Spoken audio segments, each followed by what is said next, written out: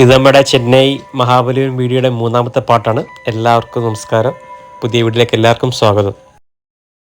മഹാബലിപുരത്തെ കാഴ്ചകൾ അവസാനിക്കുന്നില്ല. ഇനി നമ്മൾ പോകുന്ന അടുത്ത സ്പോട്ട് ലൈറ്റ് ഹൗസ് ആണ്. മഹാബലിപുരത്ത് തന്നെ പ്രധാനപ്പെട്ട സ്പോട്ടുകളിൽ ഒന്നാണിത്. കുത്തനെ നിൽക്കുന്ന ഒരു പാറയുടെ മുകളിലായാണ് ലൈറ്റ് ഹൗസ് സ്ഥാപിക്കപ്പെട്ടിരിക്കുന്നത്. രണ്ട് പാറകൾക്കിടയിൽ മനോഹരമായി പാകിയിരിക്കുന്ന വഴികളിലൂടെയാണ് നമ്മൾ മുന്നോട്ട് പോകുന്നത്. അതിന് വലതുവശത്തെ സൈഡിൽ നമുക്കൊരു ക്ഷേത്രവും കാണാൻ സാധിക്കും. ആ ക്ഷേത്രം നിൽക്കുന്നതിൻ്റെ താഴെ ഒരു ഗുഹാക്ഷേത്രവും ഉണ്ട്. നല്ല വെയിലാണ്. ഞാനും അഭിമന്യും ആ വഴി കൂടെ മുന്നോട്ട് നടക്കുകയാണ്. ലൈറ്റ് ഹൗസിൽ കയറാൻ വേണ്ടി സാമാന്യം നല്ല തിരക്കുണ്ട്. ഒരു സമയം 10 ആൾക്കാർ മാത്രമേ അവർ മുകളിലേക്ക് കടത്തി വിടുകയുള്ളൂ. അത്രയ്ക്കും ചെറിയ ഇടുങ്ങിയ വഴിയാണ് ലൈറ്റ് ഹൗസിനുള്ളിലുള്ളത്. അവധി ദിവസമായതുകൊണ്ടാണ് എല്ലായിടത്തും നല്ല തിരക്കുണ്ട്, ആളുകളുണ്ട്.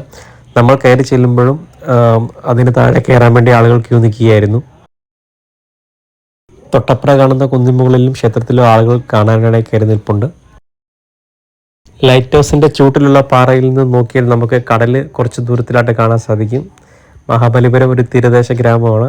അപ്പോൾ പണ്ട് കടലിൽ കൂടെ സഞ്ചരിക്കുന്ന ബോട്ടുകൾക്ക് കാണാൻ വേണ്ടിയാവണം ഈ ലൈറ്റ് ഹൗസ് ഇവിടെ നിർമ്മിക്കപ്പെട്ടത്. ഇതിന് മുകളിലേക്ക് പോകണമെങ്കിൽ ലൈറ്റ് ഹൗസിൻ്റെ താഴെ തന്നെ നമ്മൾ പാസ് എടുക്കണം. ഒരാൾക്ക് 10 രൂപയാണ് ഈടാക്കുന്നത്. കരിങ്കല്ല് പാകിയ ഒരു പിരിയം ഗോവണിയാണ് ലൈറ്റ് ഹൗസിനുള്ളിലുള്ളത്. വളരെ ഇടുങ്ങിയ വീതി കുറഞ്ഞ ഒരു ഗോവണിയാണിത്. ഒരാൾക്ക് കഷ്ടി നടന്നു പോകാനുള്ള സ്ഥലത്തൂടെ മേളിലോട്ട് ആളുകൾ കയറുന്നുണ്ട്. അതുവഴി തന്നെ ആളുകൾ തിരിച്ചിറങ്ങി വരുന്നുമുണ്ട്.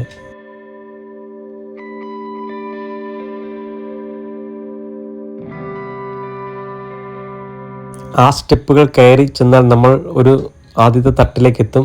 അവിടെ ഒരു 10-15 പേർക്ക് നിൽക്കാനുള്ള ഇടം മാത്രമേ ഉള്ളൂ. അവിടെയും കുറച്ച് നേരം നമ്മൾ കാത്തു നിന്ന്, കാരണം മുകളിലുള്ള ആളുകൾ തിരിച്ചിറങ്ങി വന്നതിന് ശേഷം മാത്രമേ നമ്മൾ മുകളിലേക്ക് കടത്തി വിടുകയുള്ളൂ. ലൈറ്റ് ഹൗസിൻ്റെ മുകളിൽ ഇന്ന് ചില്ലുജാലകത്തിൽ കൂടിയുള്ള മഹാബലിപുരത്തിൻ്റെ തീരദേശ കാഴ്ച അടിപൊളിയാണ്. നല്ല ഭംഗിയാണ് അവിടെ നിന്ന് കാണാൻ വേണ്ടി. അങ്ങനെ കുറച്ച് നേരത്തെ കാത്തിരിപ്പിന് ശേഷം നമ്മുടെ ഊഴമെത്തി. നമ്മൾ മുകളിലേക്ക് നടന്നു കയറി. ഈ മുകളിലെത്തി കഴിഞ്ഞാൽ ആ മഹാബലിപുരം എന്ന പ്രദേശം മുഴുവൻ നമുക്ക് 360 ഡിഗ്രിയിൽ കാണാൻ സാധിക്കും. ലൈറ്റ് ഹൗസിൻ്റെ മുകളിൽ നിന്നുള്ള കാഴ്ച വളരെ മനോഹരമാണ്. ഒരു സൈഡിൽ കടലും തീരദേശമായിട്ട് കിടക്കുന്ന മഹാബലിപുരം മൊത്തം നമുക്ക് ഇവിടുന്ന് കാണാൻ പറ്റുന്നതാണ്. നമ്മൾ തൊട്ടടുത്ത് തന്നെ പാറയിൽ കൊത്തിയെടുത്ത ക്ഷേത്രത്തിൻ്റെ മുകളിലായിട്ടൊരു കെട്ടിടവും നമുക്കിവിടെ കാണാൻ സാധിക്കും. അധിക സമയം അവിടെ നിൽക്കാൻ അവർ നമ്മളെ സമ്മതിക്കത്തില്ല. അപ്പോൾ ഉള്ള സമയത്ത് ലൈറ്റ് ഹൗസിൻ്റെ ചുറ്റൂടെ ഒരു തവണ വലം വെച്ച് വന്നു. ഇപ്പോൾ നമ്മൾ കാണുന്നത് മഹാബലിപുരത്തിൻ്റെ തീരദേശമാണ്, കടൽ തീരം. അവിടെ നിന്ന് ഇറങ്ങിയാൽ വീണ്ടും ആ പാറയിൽ കുത്തിയെടുത്ത ഒരു ക്ഷേത്രത്തിൻ്റെ അടുത്തേക്കാണ് നമ്മൾ എത്തുന്നത്. അത് കഴിഞ്ഞ് അവിടെ നിന്ന് ഇറങ്ങി നടന്നാൽ നമ്മൾ മഹാബലിപുരത്ത് കാണുന്ന കാഴ്ചകളിൽ ഒന്നാണ്. മഹാബലിപുരത്ത് എല്ലായിടത്തും കരിങ്കല്ല് ശില്പങ്ങൾ ഉണ്ടാക്കുന്ന കടകളുണ്ട്. അപ്പോൾ അങ്ങനെ കണ്ട ഒരു കടയിലേക്ക് ഞാൻ കയറി. ഓരോ വിഗ്രഹങ്ങളും എത്ര പൂർണ്ണതയിലാണ് അവർ കരിങ്കല്ലിൽ കൊത്തിയെടുത്തിരിക്കുന്നത് കണ്ട് നമുക്ക് അത്ഭുതം തോന്നി. അത്രയ്ക്ക് മനോഹരമാണ്. ഞാൻ അവിടെ നിൽക്കുമ്പോഴും ഒരു ശില്പി ഒരു കരിങ്കല്ല് വിഗ്രഹം പണിതുകൊണ്ടിരിക്കുകയാണ്. കുറച്ച് നേരം ഞാൻ ആ കാഴ്ച നോക്കി നിന്നു. അദ്ദേഹത്തോട് ഞാൻ ചോദിച്ചു, വീഡിയോ എടുക്കുന്നതിന് എന്തെങ്കിലും കുഴപ്പമുണ്ടെന്ന് ചോദിച്ചാൽ കുഴപ്പമില്ല, എടുത്തോളാൻ പറഞ്ഞു. വലിപ്പം കൂടുന്നതിനനുസരിച്ച് ഓരോ ശില്പത്തിനും ലക്ഷങ്ങളാണ് വില. ആ കടയിൽ നിറയെ വിൽക്കാൻ വെച്ചിരിക്കുന്ന കരിങ്കൽ ശില്പങ്ങളാണ്. അത് വാങ്ങാനുള്ള ആളുകളുണ്ടായിരുന്നു. അവർക്കിടയിലൂടെ ഞാൻ അതിൻ്റെ ഭംഗി ആസ്വദിച്ച് നടന്നു. ഒരുപാട് ശില്പങ്ങൾ ഇരിപ്പുണ്ട്. ആനകൾ, പശുവിൻ്റെ രൂപം, സിംഹം. എത്ര സൂക്ഷ്മതയോടെയാണ് അദ്ദേഹം അതിൽ വർക്ക് ചെയ്യുന്നത്. ആ കാഴ്ച കൊണ്ട് ഞാൻ കുറേ നേരം നോക്കി നിന്നു. ഇതിനവരെ അഭിനന്ദിച്ചേ നമുക്ക് മതിയാവുകയുള്ളൂ. അത്ര മനോഹരമായാണ് ഓരോ ശില്പവും അവർ പണി തീർക്കുന്നത്.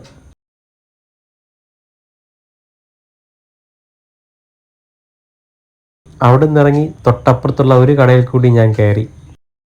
അവിടെ വാതുക്കൽ ഒരു ബുദ്ധൻ്റെ രൂപം കല്ലിൽ കുത്തിവെച്ചിരിക്കുന്നു. അതിൽ നിന്ന് വെള്ളം വരുന്ന രീതിയിൽ അവർ സെറ്റ് ചെയ്തിട്ടുണ്ട്. വളരെ മനോഹരമായിരുന്നു. അകത്ത് ഇപ്പോഴും ഒരു ശില്പത്തിൻ്റെ പണി നടക്കുകയാണ്. ഞാൻ ആ സൗണ്ട് കേട്ടാണ് കയറിയത്. അവിടെയും ഒരാളിരുന്ന് കരിങ്കല്ലിൽ പണികൾ നടത്തുകയാണ്. പണി പൂർത്തിയാകാതെ കിടക്കുന്ന ഈ വലിയ വിഗ്രഹം പണിത് തീരുമ്പോഴേക്കും വില ലക്ഷങ്ങൾ കടക്കും. കരിങ്കല്ലിൽ ഈ രൂപങ്ങളൊക്കെ സൃഷ്ടിച്ചെടുക്കുന്ന ഇവരുടെ കഴിവ് സമ്മതിക്കാതെ വയ്യ.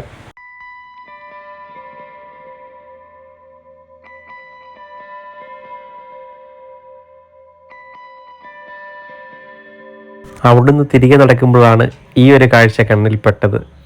അവിടുത്തെ കുട്ടികളാണ് അവരൊത്തുചേർന്ന് കബഡി കളിക്കുകയാണ്. നമ്മുടെ നാട്ടിൽ നിന്നിപ്പോൾ ഈ കാഴ്ചകളൊക്കെ അന്യം നിന്നു, അങ്ങനെ കാണാനേ ഇല്ല. എൻ്റെ കുട്ടിക്കാലത്ത് ഞാൻ കളിച്ചിട്ടുണ്ട് കബഡി. അവരുടെ കബഡി കളി ഞാൻ കുറേ നേരം നോക്കി നിന്നു.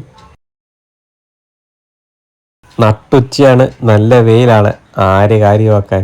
അവരവിടെ കളിയോട് കളിയാണ്.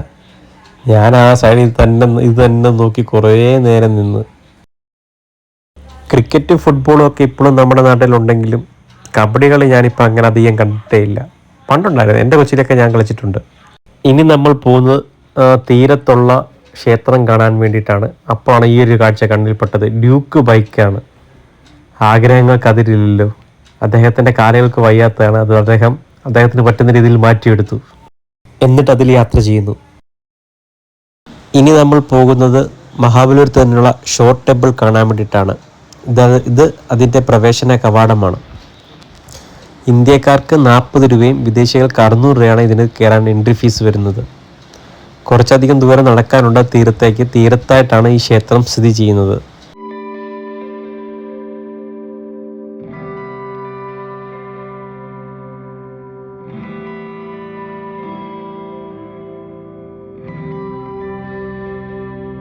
ഞാനും അഭിമന്യുവും കൂടി സൈഡിലുള്ള മരങ്ങളുടെ നിഴൽപ്പറ്റി തീരത്തേക്ക് നടന്നു. പല്ലവ രാജവംശത്തിൻ്റെ കാലത്ത് ബംഗാൾ ഉൾക്കടലിന് അഭിമുഖമായി ഏകദേശം 8-ാം നൂറ്റാണ്ടിലാണ് ഈ ക്ഷേത്രം നിർമ്മിക്കപ്പെട്ടതെന്ന് കരുതുന്നു. ദ്രാവിഡ ശൈലിയിലുള്ള വാസ്തുവിദ്യയ്ക്ക് പേര് കേട്ടതാണ് ഈ ഏകശിലാ ക്ഷേത്രം, അതായത് ഒറ്റക്കല്ലിൽ തീർത്താണ് ക്ഷേത്രം എന്ന് കരുതുന്നു. രാവിലെ 6 മുതൽ വൈകിട്ട് 6 വരെയാണ് ക്ഷേത്രത്തിൻ്റെ പ്രവർത്തനം. 8-ാം നൂറ്റാണ്ടിൽ നരസിംഹവർമ്മൻ രണ്ടാമൻ്റെ ഭരണത്തിൻ കീഴിൽ നിർമ്മിച്ച മഹാബലിപുര തീരക്ഷേത്രം ദക്ഷിണേന്ത്യയിലെ ഏറ്റവും പഴക്കം ചെന്ന ശിലാക്ഷേത്രങ്ങളിൽ ഒന്നാണ്.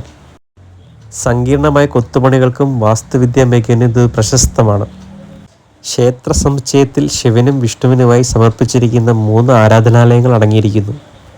മഹാബലിപുരത്തെത്തിയാൽ കാണേണ്ട ഒരു കാഴ്ച തന്നെയാണ് ഈ തീരദേശ ക്ഷേത്രം. ഏകദേശം 1 കിലോമീറ്ററോളം ദൂരം പ്രവേശന കവാടത്തിൽ നിന്ന് അമ്പലത്തിലേക്കുണ്ട്. യുനെസ്കോയുടെ പൈതൃക പട്ടികയിലുള്ള നഗരമാണ് മഹാബലിപുരം.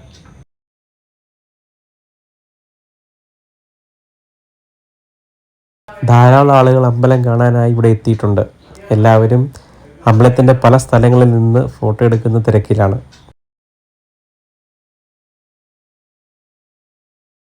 ക്ഷേത്രത്തിലെ കാഴ്ചകൾ കണ്ടു തീർക്കണമെങ്കിൽ ഏകദേശം 1 മണിക്കൂർ സമയമെങ്കിലും വേണ്ടിവരും. എല്ലായിടത്തും മനോഹരമായ കൊത്തുപണികളാൽ അലങ്കൃതമാണ് ക്ഷേത്രം. അമ്പലത്തിൻ്റെ ചുറ്റുമതിലാവട്ടെ, പ്രധാന ഗോപുരമാകട്ടെ, നിറയെ ശില്പങ്ങളാണ് ചുറ്റിനും നമുക്ക് കാണാൻ സാധിക്കുന്നത്. ഇതാണ് ക്ഷേത്രത്തിലേക്ക് എത്തുന്ന പ്രധാന കവാടത്തിൽ നിന്നുള്ള കാഴ്ച. അവിടെ നിന്ന് കയറിയാൽ ഒരു ഇടനാഴി പോലെയുള്ള സ്ഥലത്തേക്കാണ് നമ്മൾ എത്തുന്നത്.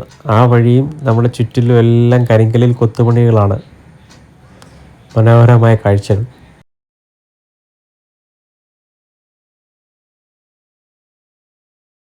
വെയിലിനെ പ്രതിരോധിക്കാൻ തൊപ്പിയോ കുടയോ ഒക്കെ യൂസ് ചെയ്യുന്നത് ഉത്തമമായിരിക്കും. കാരണം നല്ല ചൂടാണ്.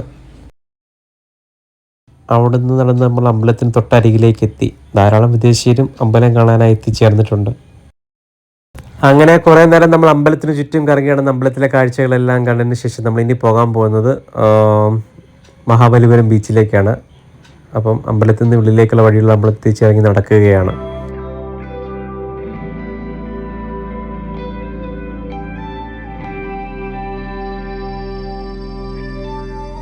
മഹാബലിപുരം ബീച്ചിലേക്കുള്ള വഴിയുടെ സൈഡിൽ നിറയെ കടകളാണ്, പല വിധത്തിലുള്ള കടകൾ. കൂടുതലും കക്ക കൊണ്ടുള്ള രൂപങ്ങൾ വിൽക്കുന്ന കടകളാണ്. ആ വഴി കുറച്ചധികം ദൂരം നടന്നാലാണ് നമ്മൾക്ക് ബീച്ചിലേക്ക് എത്താൻ സാധിക്കുക. വഴിയരികിൽ തന്നെ ഞാവൽപ്പഴം വിൽക്കാനിരിക്കുന്നൊരു ചേച്ചി. ഒരുപാട് ഈ ചാലെന്നുണ്ട്, ഞാനത് വാങ്ങിയില്ല. മുന്നിലേക്ക് നടന്നു. ബാഗുകളും ചെരുപ്പുകളും പാവകളും കളിക്കോപ്പുകളും ഒക്കെ വിൽക്കുന്ന ധാരാളം വഴിയോര കച്ചവടക്കടകൾ. ബീച്ചിലേക്ക് പോകാനുള്ള വഴിയിൽ നല്ല തിരക്കാണ്. മഹാബലിപുരത്ത് നിന്ന എല്ലാ സഞ്ചാരികളും ബീച്ചിലേക്ക് എത്താറുണ്ട്. വഴിയോര കാഴ്ചകൾ കണ്ട ആളുകൾക്കിടയിലൂടെ ഞാൻ മുന്നോട്ട് നടന്നു. നടക്കാൻ ഇത്തിരി പാടുണ്ട്, മണ്ണിനകത്ത് നമ്മുടെ കാലാഴ്ന്നു പോകുന്നുണ്ട്.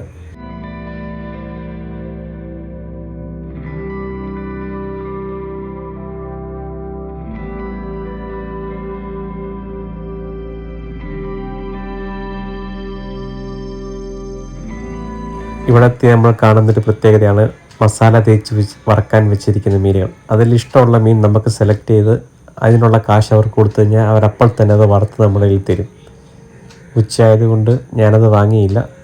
അപ്പോഴാണ് ഒരു സൈഡിൽ നിറയെ ശംഖ്, പലതരത്തിൽ ഉള്ള ശംഖുകൾ വിൽക്കാൻ വെച്ചിരിക്കുന്നത് കണ്ടത്. കടലിൽ നിന്ന് ശേഖരിച്ച് കൊണ്ടുവന്ന് വിടുന്നവയാണ് ഇവ. ആ ഒരു സൈഡിൽ വഴി നിറയെ ശംഖ് കച്ചവടമാണ്. പല രൂപത്തിലും കളറിലും ആകൃതിയിലുമുള്ള ശംഖുകൾ വിൽക്കാൻ അവിടെ വെച്ചിട്ടുണ്ട്.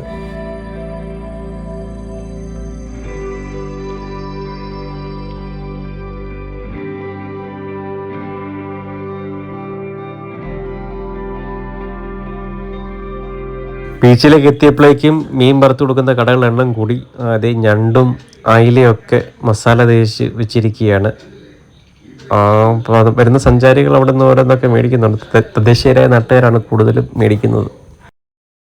ഇത് നമ്മുടെ ചെന്നൈ സീരീസിലെ 3ാമത്തെ വീഡിയോ ആണ്. ആദ്യത്തെ 2 പാട്ടുകളും ഇതിനു മുന്നേ നമ്മൾ അപ്ലോഡ് ചെയ്തിട്ടുണ്ട്. കാണാത്തവരുണ്ടെങ്കിൽ കാണണം. അപ്പോൾ നമ്മൾ നടന്ന് മഹാബലിപുരം ബീച്ചിലെത്തി. ഇതാണ് ബീച്ചിലെ കാഴ്ചകൾ. അടുത്ത വീഡിയോ കാണുന്നവരെ ബൈ ബൈ.